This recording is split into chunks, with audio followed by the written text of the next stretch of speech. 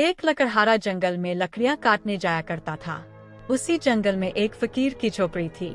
उस फकीर ने एक दिन उस लकड़हारे को अपने पास बुलाया और पूछा, मैं तुझे रोज देखता हूँ कि तू इस जंगल में लकड़ी काटता है, क्या कभी तूने आगे जाने की नहीं सोची? लकड़हारे ने कहा, मेरी 7 पीढ़ी यही लकड़ी काटती रही है और आगे भी 7 पीढ़ियां यही काटती रहेंगी। मुझे कहीं आगे जाने की क्या जरूरत है? इस पर उस फकीर ने कहा, थोड़ा और आगे जाओ, वहाँ चंदन की लकड़ियाँ हैं। वह थोड़ा और आगे गया और उसे वाकई चंदन की लकड़ियाँ मिलीं और वह बहुत खुश हो गया। पहले वह रोज लकड़ियों के लिए जाता था, अब वह हफ्ते में एक बार ही जाता था। वह बहुत पैसे वाला हो गया। कुछ समय बाद फकीर ने फिर उसे रोका और उससे कहा, मैं कई दिनों से देख रहा हूँ तू चंदन की लकड़ियाँ ला रहा है, क्या कभी उससे और आगे गया? इस पर लकड़हारे ने कहा, उससे आगे क्या करना है? चंदन की लकड़ियाँ तो सबसे श्रेष्ठ लकड़ियाँ हैं। फकीर ने कहा, अरे पागल, उससे थोड़ा आगे बढ़ जा, वहाँ चांदी की खदान है। फिर वह चांदी की खदानों में पहुँचा। अब वह और पैसे वाला बन गया। अब वह अपने साथ खच्चर लेकर जाता और बहुत सारी चांदी भरकर लाता। धीरे धीरे समय बीतता गया। एक दिन फकीर उसे फिर मिला। अब उसने उससे और आगे जाने को कहा और कहा कि वहाँ सोने की खदान है। फिर वह आदमी धीरे धीरे अपनी जगह का सबसे अमीर आदमी बन गया।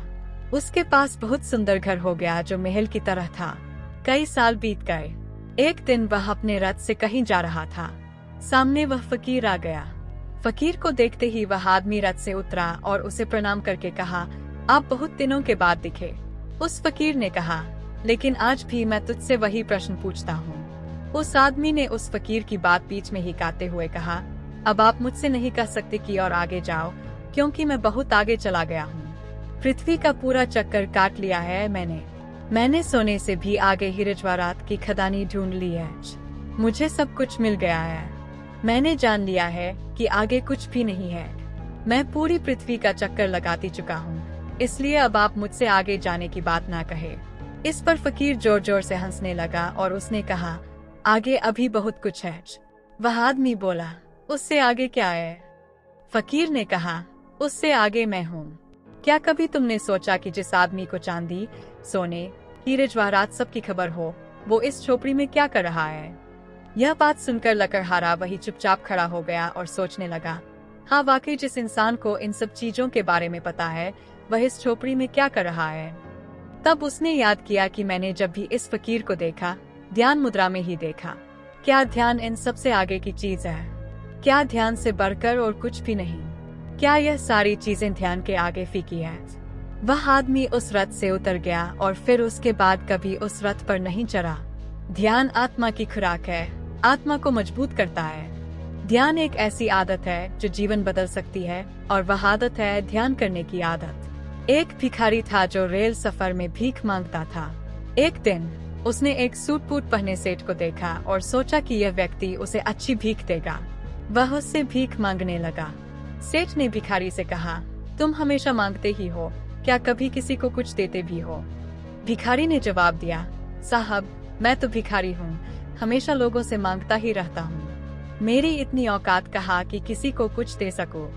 सेठ ने कहा, जब किसी को कुछ दे नहीं सकते तो तुम्हें मांगने का भी कोई हक नहीं है। मैं एक व्यापारी हूँ और लेन देन में ही विश्वास करता हूँ। अगर तुम्हारे पास मुझे कुछ देने को हो तभी मैं तुम्हें बदले में कुछ दे सकता हूँ। यह कहकर सेठ ट्रेन से उतर गया। भिखारी सेठ की बातों के बारे में सोचने लगा। उसे लगा कि शायद उसे भीख इसलिए नहीं मिलती क्योंकि वह बदले में कुछ नहीं दे पाता। दूसरे दिन भिखारी ने स्टेशन के पास खिल रहे फूल देखे। उसने सोचा, क्यों न भीख के बदले में फूल दे दूं। वह फूल तोड़कर ट्रेन में भीख मांगने पहुंचा। जब कोई उसे भीख देता तो वह बदले में फूल दे देता। इससे लोग खुश हो जाते थे और उसे अधिक भीख मिलने लगी। कुछ दिनों बाद वही सेठ ट्रेन में फिर से दिखा। भिखारी उसके पास गया और भीख मांगते हुए कहा, आज मेरे पास आपको देने के लिए कुछ फूल है, आप मुझे भीख दीजिए, बदले में मैं आपको फूल दूंगा। सेठ ने खुश होकर कहा, वाह क्या बात है, आज तुम भी मेरी तरह एक व्यापारी बन गए हो। यह सुनकर भिखारी बहुत खुश हुआ और उसने सोचा, मैं भी उस सेठ जैसा बन सकता हूँ, मैं भी अमीर बन सकता हूँ। अगले दिन से वह भिखारी स्टेशन पर नहीं दिखा। एक वर्ष बाद वही भिखारी अब सूट बूट पहने हुए एक सफल व्यापारी बन चुका था। जब वह सेठ से फिर से मिला तो उसने बताया, सेठ जी, आपने मुझे सिखाया कि हमें तभी कुछ मिलता है जब हम कुछ देते हैं। आपने मुझे बताया कि मैं वास्तव में कौन हूँ।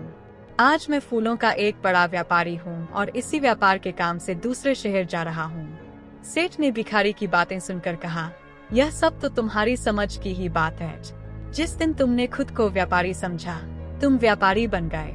यह कहानी हमें सिखाती है कि हमें स्वयं को जानना और समझना चाहिए।